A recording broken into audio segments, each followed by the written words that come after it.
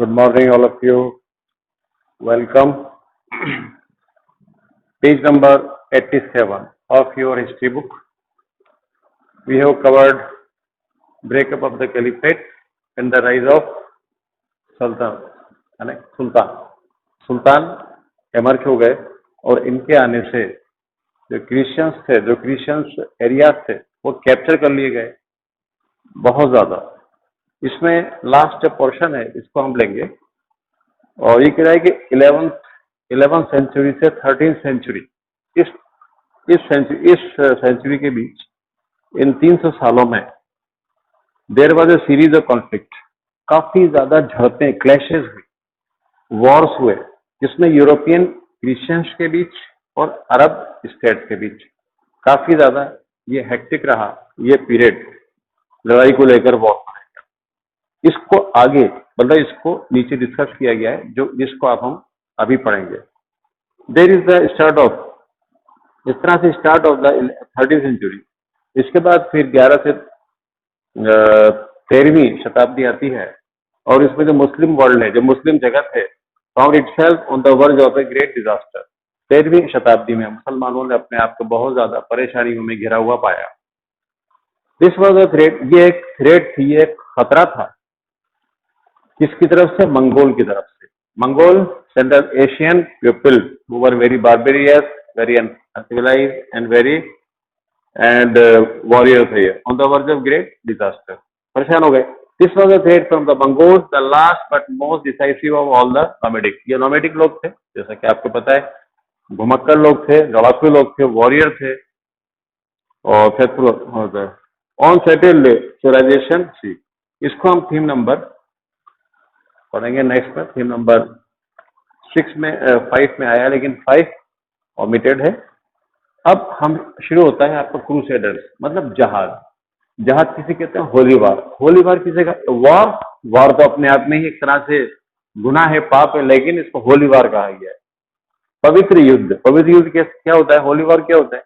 जो अपने धर्म को फैलाने के लिए, मतलब वो धर्म जिसको मैं मानता हूं कि मेरा धर्म 100% ऑथेंटिक है, सच्चा है, गॉड गिवन है, ठीक है ना। इसके लिए मैं अगर किसी से फाइट करूंगा कि तुम गलत कर रहे हो, आप रॉन्ग हो, आप रोंग लाइंस को फॉलो कर रहे हो, वो जहाद कहलाएगा, उसको हम क्रूसेड कहते हैं। इस तरह से इसमें 3 और 4 अबाउट क्रूसेड्स हुए हैं। किसकी तरफ से? क्रिश्चियंस की तरफ से, क्रिश्चियन वर्ल्ड की तरफ से। किसके अगेंस्ट? मुस्लिम के अगेंस्ट, ठीक है। पहले क्रूसेड में, पहला जो क्रूसेड हुआ उसमें क्रिश्चियन, जो यूरोपियन क्रिश्चियंस थे, वो विन कर गए, वो जीत गए। और लगभग 1 साल तक ये जो जेरूशलम था, ये जो फलस्तीन में जेरूशलम है, जिसको कहा गया है, जो माना जाता है ईसा मसीह की birth place of birth and resurrection, मतलब यहाँ पर उनका जन्म हुआ था जेरूशलम में और यहीं से उनको जिंदा किया जाएगा, रिजरेक्शन, उनको फिर से यहीं से। तो इस तरह से ये जो क्रिश्चियन वर्ल्ड है उनके लिए बहुत ही पवित्र जगह है। जैसे आपके 4 धाम, जैसे मुस्लिम के लिए मक्का मदीना, इस तरह से इनके लिए ये था। तो इसको पहला जो क्रूसेड हुआ उसमें ये लोग विन कर गए और 1 सेंचुरी तक जेरूशलम इनके पास रहा, ठीक है ना। इसके बाद नेक्स्ट जो है वो सलाउद्दीन अय्यूबी आते हैं। ये टर्किश थे, इन्होंने हमला किया और इन्होंने हमला करके इजिप्ट और सीरिया को फिर से कैप्चर कर लिया, है नहीं। और इस तरह से जो जेरूशलम था, वो जो क्रिश्चियंस थे वहां पर, उनको डिफीट दे दी और क्रिश्चियंस को अपने घर को छोड़ना पड़ा, जहां पर इन्होंने 1 साल या करीब 100 ईयर से ये लोग मारे रहे थे। इनको जेरूशलम को भी छोड़ना पड़ा और कई स्थानों को छोड़ना पड़ा। इस तरह की कहानी हम पढ़ेंगे। और सेकंड क्रूसेड में फिर से जेरूशलम किसके पास आ गया? मुसलमानों के पास आ गया, ठीक है। लेकिन हम इसमें जानेंगे कि ये जो क्रूसेड है, ये जो होली वॉर है, इसमें क्रिश्चियंस और मुस्लिम इनके बीच में किस तरह का एक एटीट्यूड रहा, किस तरह का व्यवहार रहा, स्टार्टिंग में हम पढ़ते हैं। सबसे पहले हम जानेंगे इसमें कि मिडाइवल पीरियड, मध्यकाल, आपको मालूम है हिस्ट्री डिवाइड है एंशियंट, मिडाइवल और मॉडर्न पीरियड, 3 पीरियड्स में इतिहास बटा हुआ है। तो ये मिडाइवल पीरियड है। इसमें सोसाइटी, जो समाज था, जो इस्लामिक समाज था, Christian were regarded as the people of the book. इस्लामी समाज में ईसाइयों को क्या माना जाता था? पीपल ऑफ द बुक, अहले किताब। अब आप इसको समझेंगे अहले किताब क्या होता है। 4 बुक्स ऐसा माना जाता है। 4 बुक्स का मेंशन हुआ है कुरान में और अदर बुक्स में।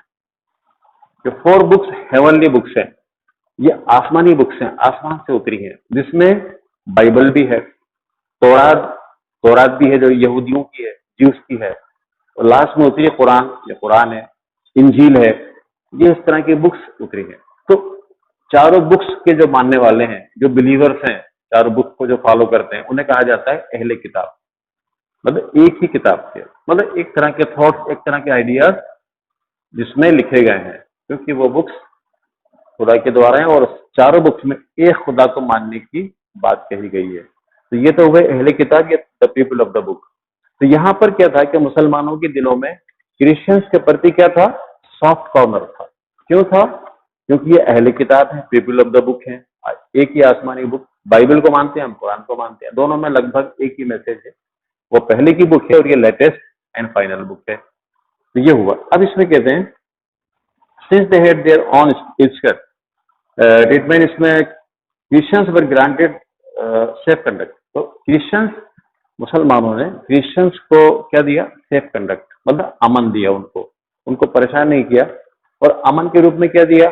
जो क्रिश्चियंस, जो स्कॉलर्स थे, जो ट्रेडमैन थे, जो मर्चेंट थे, है ना, वो इनके कंट्री में फ्रीली, बिना किसी रोक टोक के, हिंड्रेंस के आ जा सकते थे। पहली चीज ये सॉफ्ट कॉर्नर था। दिस टेरिटरीज आल्सो इंक्लूडेड इनमें which were once held by the Byzantine empire. Byzantine empire में जो इलाके कभी हुआ करते थे, not particularly holy land of फिलिस्तीन, फिलिस्तीन का वो पवित्र भूमि जेरूशलम, वो एरिया वह कंकर्ड बाय द अरब। ये अरबों के हाथों में आ चुका था। कब आ चुका था? 638 में, 638 में अरबों के हाथों में आ चुका था। ये इसका इतिहास बताता है। But it was ever present, लेकिन क्रिश्चियंस के दिमाग, उनके ख्यालों में हमेशा जेरूशलम जो था ये बना रहता था कि ये हमारा जो इलाका है ये इनके हाथों में चला गया, इसको हम कैसे इनसे रिगेन करें। ठीक है, this was an important factor in the formation of the image of the Muslims in Christian Europe. तो इस तरह से क्रिश्चियन यूरोप में एक ये, क्योंकि है ना, ये चल रहा था। अब हॉस्टिलिटी टुवर्ड्स, अब मुस्लिम तो अभी तक तो ठीक ठाक चल रहा था, लेकिन चूंकि इसके बाद ये मुसलमानों के पास जेरूशलम था, इसलिए क्रिश्चियंस को इनसे लेना था। उसके लिए इनको क्रूसेड करना पड़ा और उसके लिए ये एक मौके की, एक अपॉर्चुनिटी की तलाश कर रहे हैं। ठीक है, अब इस बीच क्या होता है कि मुस्लिम के खिलाफ हॉस्टिलिटी, दुश्मनी, शत्रुता डेवलप होती गई। क्यों होती गई? क्योंकि यूरोप में जो मुस्लिम इलाके थे, जो मुसलमान जीत चुके थे बहुत पहले, ठीक है, 11th सेंचुरी में, तो 11th सेंचुरी में नॉर्मन्स, हंगेरियन एंड स्लेव और कुछ गुलाम, ये जिनका धर्म क्रिश्चियन नहीं था, लेकिन अब ये क्रिश्चियंस बन चुके थे। अब जब ये क्रिश्चियंस बन गए तो अब वहां मुस्लिम जो थे वो अकेले पड़ गए। मुस्लिम्स अलोन रिमेन, ये उनका मुख्य दुश्मन हो गए क्रिश्चियंस के, और ये वहां पर आइसोलेट हो गए फ्री मुस्लिम। तो देयर वाज आल्सो चेंज। अब वहां पर एक समाज, जब ज्यादातर लोग, मैक्सिमम 90% लोग क्रिश्चियन हो गए, तो वहां के समाज में और वहां की इकोनॉमी दोनों के अंदर एक चेंज देखने को मिला, एक परिवर्तन देखने को मिला। ठीक है, वो चीजें, और ये परिवर्तन ये क्रिश्चियंस लेकर आए, इसमें इकोनॉमी में, वहां की इकोनॉमी और वहां के सोशल स्ट्रक्चर में। अच्छा, इसको लाने में कौन कौन, किनका कंट्रीब्यूशन था? क्लर्जी, है नहीं, एक था क्लर्जी, दूसरे थे वॉरियर क्लास। ये हम पढ़ेंगे द फर्स्ट 2 ऑर्डर, ये 2 ऑर्डर्स हैं, 3 ऑर्डर्स क्रिश्चियनिटी में, यूरोपियन क्रिश्चियनिटी में उनका मेंशन हुआ है।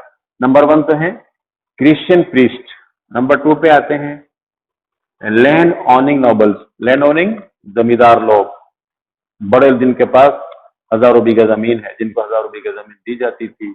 और तीसरा आता है पीजेंट। ये 3 ऑर्डर्स हैं, इसको हम पढ़ेंगे नेक्स्ट थीम के अंदर।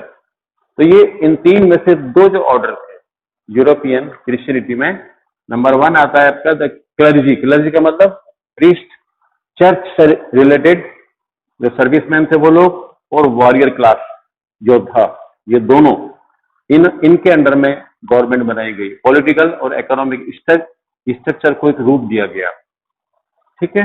और जो फ्यूडल प्रिंसिपलिटी, क्या होता है फ्यूडल मतलब जागीरदार, जिसे कहते हैं फ्यूडल, फ्यूड कहते हैं जर्मन लैंग्वेज में। फ्यूड का मीनिंग होता है पीस ऑफ लैंड, ठीक है। इसको हम आगे पढ़ेंगे कि व्हाट इज फ्यूडलिज्म, ये आगे आएगा, आपके थीम में आएंगे। यहाँ पर जमींदारों और जमींदार, जो जमींदार थे, जो जागीरदार, नॉट जमींदार, जागीरदार, फ्यूडल प्रिंसिपलिटी, इनके बीच और मिलिट्री के बीच में कन्फ्रंटेशन, जगह आमने सामने होने का डर था। इसको रोकने के लिए एक पीस ऑफ गॉड मूवमेंट, वहां के लोगों ने पीस ऑफ गॉड मूवमेंट आंदोलन चलाई, नाम था उसका पीस ऑफ गॉड। इस आंदोलन के तहत क्या हुआ, कुछ एरियाज को, कुछ क्षेत्रों को रेस्ट्रिक्ट कर, उसको निषेध कर दिया गया, कुछ एरियाज को, कि यहां पर कोई भी वायलेंस नहीं करेगा, हिंसा नहीं करेगा। इसके अकॉर्डिंग कुछ एरियाज को, ऐसे स्थानों के आसपास जहां पर चर्चेज हैं, और कुछ क्रिश्चियन कैलेंडर में कुछ ऐसे महीने, कुछ ऐसे दिन दिए हुए हैं जो इनके लिए पवित्र होते हैं। उन दिनों में भी या उस महीने के अंदर भी किसी भी तरह का वायलेंस, युद्ध, मिलिट्री द्वारा या जागीरदार द्वारा कोई किसी भी तरह का क्लेश नहीं किया जाएगा। और जो कॉमन लोग हैं, जो वल्नरेबल ग्रुप्स हैं, है नहीं, और है नहीं, उनको भी नहीं छोड़ा जाएगा। तो मतलब ये जो इस तरह से पीस ऑफ गॉड मूवमेंट के अकॉर्डिंग इस तरह के रेस्ट्रिक्शंस लागू किए गए। इसके बाद क्या हुआ, शांति स्थापित हो गई, यहाँ पर कुछ टाइम तक लड़ाई झगड़े खत्म हो गए, और एग्रेसिव जो टेंडेंसी थी और फ्यूडल सोसाइटी की, वो बाईपास हो गई from the Christian and it built A climate. और इस तरह से इस पीस ऑफ गॉड मूवमेंट ने जिस तरह का वातावरण बनाया, in which fighting against the infidels non believers, ये जो नॉन बिलीवर्स हैं, मतलब बिलीवर कौन थे यहाँ पर यूरोप में, क्रिश्चियन थे, नॉन बिलीवर किसे कहा गया, मुस्लिम को कहा गया। इनके खिलाफ लड़ाई लड़ी जाए, इनको यहां से निकाला जाए, और जो जेरूशलम है उसको लिया जाए, क्योंकि वह हमारे ईसा मसीह का बर्थ प्लेस है और रिजरेक्शन प्लेस है। अब हम पढ़ते हैं इससे आगे। अब आता है 1092, मलिक शाह, जिनका वहां रूल चलता था बगदाद में, उनकी डेथ हो जाती है। डेथ के बाद अनार्की एंड डिसऑर्डर वहां प्रिवेल हो जाता है, और इसका फायदा कौन उठाता है, इसका फायदा उठाते हैं एलेक्जियस फर्स्ट। ये बाइजेंटाइन एम्परर है। बाइजेंटाइन में एक जगह पर, एक स्थान पर, ये वहां के सम्राट हैं। ये क्या करते हैं, एशिया माइनर पर हमला कर देते हैं। एशिया माइनर इसको फिर से प्राप्त कर लेते हैं, रीगन कर लेते हैं, और नॉर्थर्न सीरिया का नॉर्थ पार्ट, उस पर भी ये कब्जा कर लेते हैं, ठीक है। इसके बाद क्या होता है, उधर जो पॉप हैं, जो इनके धार्मिक रिलीजियस अधिकारी हैं, ऑफिसर हैं, अर्बन सेकंड, इन्होंने इस मौके को अच्छा समझा, है नहीं, कि इनकी डेथ हो गई है, चारों तरफ अनार्की है, क्यों ना हम भी आगे बढ़ जाएं। तो इन्होंने सपोर्टर्स को रिवाइव द स्पिरिट ऑफ, तो इन्होंने स्पिरिट ऑफ क्रिश्चियनिटी को रिवाइव करने के लिए, फिर से जिंदा करने के लिए, ये एलेक्सियस के पास चले गए, और इन्होंने अपनी ओर से, और इन्होंने ज्वाइन कर लिया बाइजेंटाइन एम्परर को। ये जो पॉप थे, इन्होंने बाइजेंटाइन के एम्परर को ज्वाइन किया, और in calling for a new in the name of, और क्या कहा कि युद्ध किया जाए, जेरूशलम को पाने के लिए युद्ध किया जाए, जहाद किया जाए, और holy land between up 1095 to 495, लगभग एक सेंचुरी के आसपास वेस्टर्न यूरोपियन क्रिश्चियंस प्लान, इन लोगों ने प्लानिंग करी और लड़ाई लड़ी। पेज नंबर 69 पे आ जाएं, 89 पे आ जाएं। और अगेंस्ट मुस्लिम, मुस्लिम सिटीज के खिलाफ ये लोग, इन्होंने जहाद किया। ठीक है, कहाँ किया? On the coastal planes of the eastern Mediterranean, जो भूमध्य सागर है उसके ईस्टर्न पार्ट पे ये लोग जहाद करते रहे, लड़ते रहे। ये जो वॉर है इनको क्रूसेड्स कहा गया, ये धार्मिक वार है, इनको क्रूसेड्स कहा गया। अब हम पढ़ेंगे नेक्स्ट, पहला क्रूसेड। यदि कह रहे हैं द फर्स्ट क्रूसेड जो स्टार्ट हुआ था 1098 से लेकर 99 तक, लगभग 1 साल चला ये क्रूसेड। सोल्जर्स, फ्रांस और इटली के सिपाही एकजुट हो गए, इन्होंने अलायंस कर लिया और इन्होंने एंटियोच, जो सीरिया का एक बड़ा प्रोविंस है, उस पर कब्जा कर लिया और जेरूशलम का दावा कर, जेरूशलम पर भी ये काबिज हो गए, उस पर इन्होंने कब्जा कर लिया। देयर ऑर्डर वाज एकम्पनीड, इनकी जो विक्ट्री थी, इनकी जीत थी, उसमें मुसलमान काफी ज्यादा शहीद हुए और ज्यूज, मुसलमान और यहूदी दोनों बहुत शहीद हुए सिटी के अंदर। क्योंकि ये दोनों चीजें क्रिश्चियंस ने और मुस्लिम्स ने अपनी अपनी बुक्स में लिखी हैं, वहां पर इसका जिक्र किया गया है। Yes sir, Muslims writers refer to the arrival of the Christians god. अब मुस्लिम राइटर्स ने इन वेस्टर्न यूरोपियंस को, जो क्रिश्चियंस है उन्हें क्या नाम दिया? फिरंगी। उनको इन्होंने फिरंगी नाम, फिरंगी आए, फ्रेंकी नाम का, एज ए फ्रैंकिश इन्वेजन। क्योंकि फ्रेंकी कहां से निकला है? फ्रांस से निकला है। फ्रैंकिश क्योंकि फ्रैंक लोगों ने, फ्रांस के लोगों ने हमला बोला था, उनके सिपाही ज्यादा थे तो उनको फ्रेंकी कहा गया। द फ्रेंक्स क्विकली, ये जो फ्रेंक्स थे, जो फ्रांस के लोग थे, इन्होंने जल्दी से 4 क्रूसेडर स्टेट्स पर कब्जा कर लिया। क्रूसेडर 4 स्टेट पर कब्जा कर लिया। इन द रीजन कहां पर किया? सीरिया, फिलिस्तीन। सीरिया और फिलिस्तीन में 4 स्टेट थे जहां पर ये काबिज हो गए। इनके पोजीशन में वो 4 स्टेट्स आ गए पहले क्रूसेड में, पहले जहाद में, लेन ओवरसीज, है ना। And later crusades were directed at it defence and expansion. बाद में फिर लोगों ने जो भी करते हैं उसको बढ़ाया, विस्तार किया। नेक्स्ट पैरा है, इसमें आता है सीरिया। इसके बाद क्या? हाँ, तो ये जो इलाके थे, 4 स्टेट जो थे, जो 4 क्रूसेडर स्टेट थे, इनको एक नाम दिया गया, आउट रिमर। क्या नाम दिया गया? Out reamer. आउट रिमर मतलब इसका क्या था? लैंड ओवरसीज, वो जमीन जो समुद्र के उस पार थी, ये मीनिंग था। And later crusades were directed, बाद में इन क्रूसेड्स ने अपना रुख किधर किया? अपने डिफेंस, अपने बचाव के लिए और अपने विस्तार के लिए। कुल मिलाकर कब्जे कर लिए, जेरूसलम इनके पास आ गया फर्स्ट क्रूसेड में, और अब इनकी लाइफ शुरू हो गई। तो 1 सेंचुरी तक ये चीज रही। नेक्स्ट पैरा में आता है the Outremer survived well for some time. ये आउट रिमर, ये 4 स्टेट्स जो थे, काफी टाइम तक बिल्कुल ठीक ठाक रहे, सर्वाइव करते गए। बट वेन द तुर्क, अब फिर तुर्क आ गए, इन्होंने एडिसा नाम इसको कब्जा कर लिया, एडिसा को 1144 में। In appeal for made by the pope, जब कब्जा कर लिया तो उधर पोप ने अपील करी क्रिश्चियन से फॉर सेकंड, क्या तुम लोग सेकंड क्रूसेड करो, है ना, सेकंड क्रूसेड करिए। 1143 में 49, 3-4 साल तक ये क्रूसेड चला, लड़ाई चली। एक कंबाइंड जर्मन, इसमें जर्मन और फ्रेंच, इसमें जर्मन और फ्रेंच थे, ऊपर फ्रांस और इटली के लोग थे पहले क्रूसेड में, ये लोग शामिल हुए। इन्होंने जहाद किया, made an attempt to capture, इन्होंने डेमस्कस को अपने कब्जे में करने की कोशिश की इन यूरोपियंस ने, लेकिन वो नहीं कर पाए और इनको अपने वापस घर लौट के जाना पड़ा।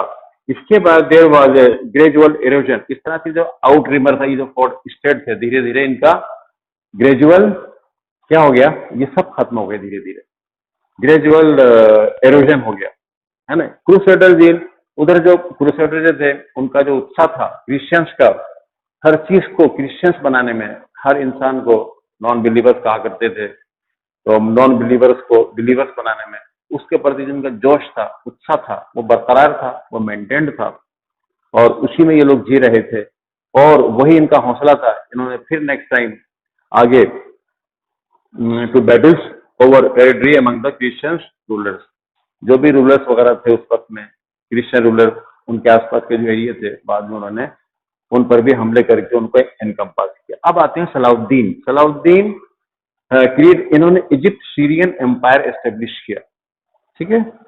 सलाउद्दीन गिव द कॉल, इन्होंने जहाद के लिए आवाज उठाई, ये जहाद करो, मतलब होली वॉर किया जाए, किसके खिलाफ? ईसाइयों के खिलाफ। इन्होंने क्रिश्चियंस के खिलाफ युद्ध छेड़ दिया और उनको हराया 1187 में, 1187 में क्रिश्चियंस को एक युद्ध में हरा दिया और उन्होंने जेरूशलम को फिर से हासिल कर लिया।